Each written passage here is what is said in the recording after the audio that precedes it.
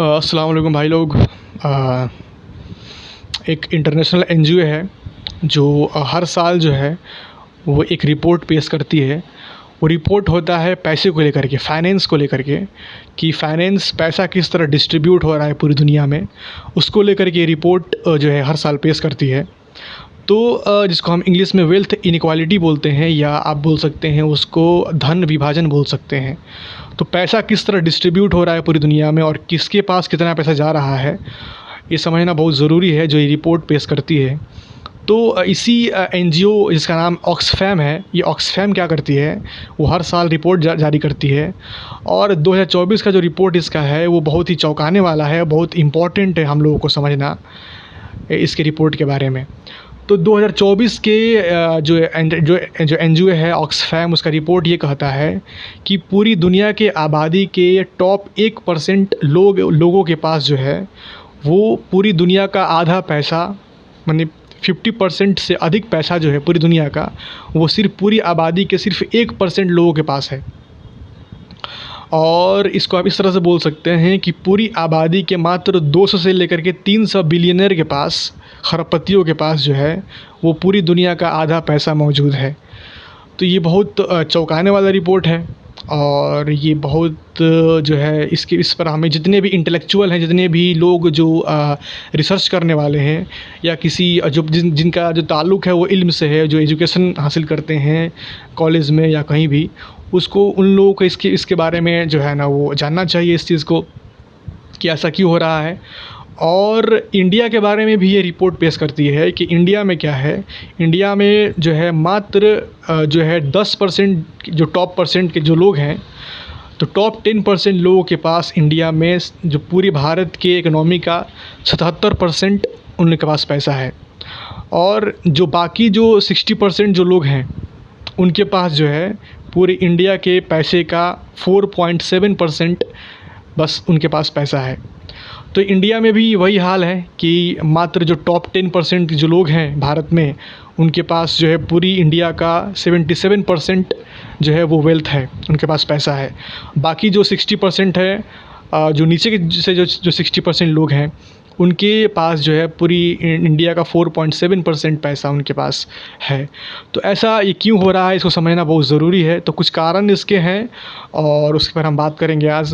तो सबसे पहला कारण है कैपिटलिज़म। कैपिटलिज़म क्या होता है कि जो जितने भी अमीर लोग हैं वो और अमीर होते हैं, जितने भी गरीब हैं वो और गरीब होते हैं। क्यों?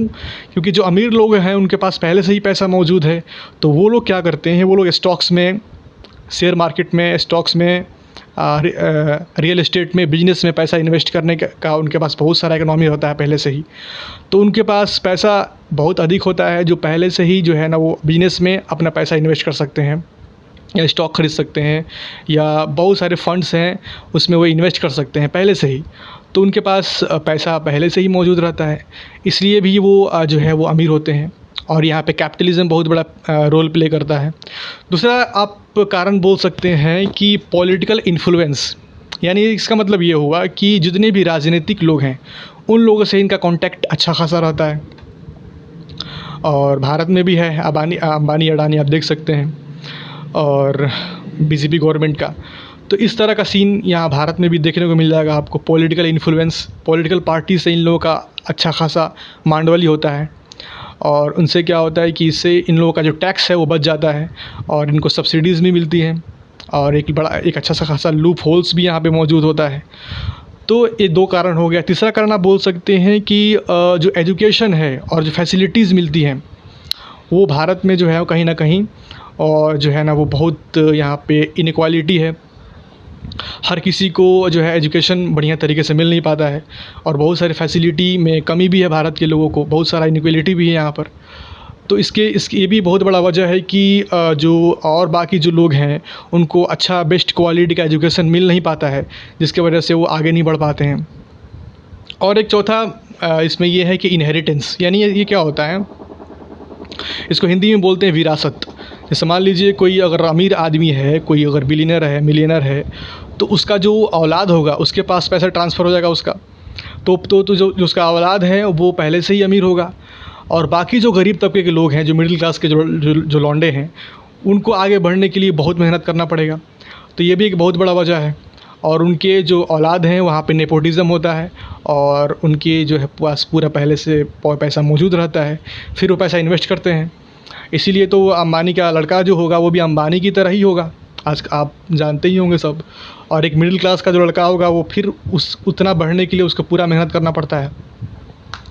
और एक बहुत बड़ा ये वजह आप बोल सकते हैं कि टैक्स इनक्वालिटी, जो गरीब लोगों पर जो टैक्स पड़ता है वो अधिक पड़ता है, और जो अमीर लोग होते हैं, जो मिलियनर है, बिलियनर हैं, जिनको सरकार से भी अच्छा खासा फ़ायदा है, वो अपना टैक्स बचाना उनको आता है। ये बहुत बड़ा वजह है एक। गरीब लोग अपना टैक्स बचा नहीं पाते हैं, और जो अमीर लोग होते हैं उनके पास फाइनेंशियल एजुकेशन होता है, उसकी वजह से वो अपना टैक्स आसानी से जो है ना वो सेव कर लेते हैं। और भी बहुत सारे कारण हैं, लेकिन ये 5 कारण हैं जो आपको जानना चाहिए। अगर इसका इफ़ेक्ट क्या होता है, इसका इफ़ेक्ट देश में क्या होगा। अब इसने इतना ज़्यादा वेल्थ इनक्वालिटी है, धन विभाजन है, और लोगों में इतना ज़्यादा जो है ना वो डिफरेंस है कि मात्र इतना बड़ा तबका जो है वो गरीबी से जूझ रहा है, और मात्र कुछ लोग हैं जिनके पास देश का 80% पैसा उनके पास है। तो एक बहुत, इससे क्या होगा, इससे क्राइम होगा, चोरी होगा, और आपको बहुत सारा चीज़ आपको देखने को मिल जाएगा। यहाँ पे इनक्वालिटी होगा। और इसके अगर हम सॉल्यूशन की बात करें तो सॉल्यूशन भी बहुत सारा अच्छा खासा सॉल्यूशन इसका मौजूद है। आप गवर्नमेंट क्या करना चाहिए, गवर्नमेंट को जो है ना जितने भी अमीर लोग हैं और जितने भी मिलियनर हैं, बिलियनर हैं, उनको सही तरीके से उनसे टैक्स वसूलना चाहिए उन लोगों से। और आप कम से कम यहाँ पे इक्वालिटी रखें।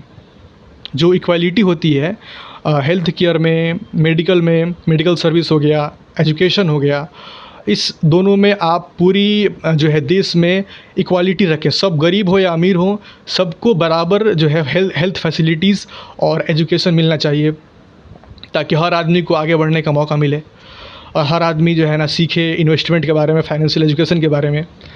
और एक और सिस्टम ये ज़कात, चैरिटी, या आप आप बोल सकते हैं कि दान, तो आप दान भी कर सकते हैं, ज़कात दे सकते हैं लोगों को, गरीब तबकों को। और इसके अलावा आप ये काम और कर सकते हैं कि जितने भी स्मॉल जो बिज़नेस लोग कर रहे हैं, जितने लोगों का बिज़नेस छोटा बिज़नेस है, उन लोगों को आप सपोर्ट कर सकते हैं। गवर्नमेंट सपोर्ट कर सकती है उनको, ताकि एक स्टार्टअप शुरू हो जाए देश में और एक बिज़नेस का माहौल शुरू हो जाए, और जितने भी मिडिल क्लास के लोग हैं उनको आगे बढ़ने का मौका मिले। इसके अलावा भी आप पब्लिक को आप समझाइए, और लोगों को में आप अवेयरनेस फैलाइए कि किस तरह से हम आगे बढ़ सकते हैं, स्टार्टअप क्या होता है, एंटरप्रेन्योरशिप क्या होता है। और एक और चीज़ ये इम्पॉर्टेंट मैं डिफरेंस आज बता दूं कि लोग समझते हैं कि पढ़ाई का मतलब जो है सिर्फ आपको डिग्री हासिल करना होता है। डिग्री के अलावा भी एक एजुकेशन होता है जिसे हम फाइनेंशियल एजुकेशन बोलते हैं। पैसा कमाने का जो इल्म होता है वो अलग होता है, और जो रियल जो थियोरेटिकल इल्म होता है, जिससे आदमी साइंटिस्ट बनता है, और जो आदमी डिग्री हासिल करता है बीटेक का और पता नहीं क्या, तो वो एजुकेशन अलग होता है। तो दोनों एजुकेशन में बहुत सारा डिफरेंस है। मैं एक किताब का नाम बता दे रहा हूँ, आप पढ़ सकते हो उसको, रिच डैड पुअर डैड। आप इसको पढ़ सकते हैं, इसको आपसे पूरा कॉन्सेप्ट आपको क्लियर हो जाएगा इसका, पैसे को लेकर के। तो अवेयरनेस फैलाइए और इसी तरह जो है ना लोगों में बात कीजिए, और एक कम से कम इल्म हो आपको कि देश में, दुनिया में चल क्या रहा है, और जो एक इतना बड़ा गैप है पैसों के लेकर के, जिसकी जो हमारा बेसिक नीड है उसके बिना हम जो है ना अभी कुछ, आपका कोई रिस्पेक्ट नहीं है, आपका कोई जो है ना दुनिया में मौजूद नहीं है पैसों के बिना। तो उसको समझना बहुत ज़रूरी है कि आखिर ऐसा क्यों हो रहा है, और कि गरीब जितने लोग हैं और गरीब हो रहे हैं, और अमीर जितने लोग हैं और अमीर हो रहे हैं।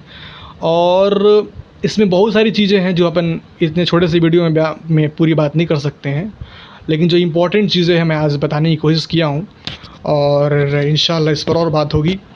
जज़ाकल्लाह। अस्सलाम वालेकुम।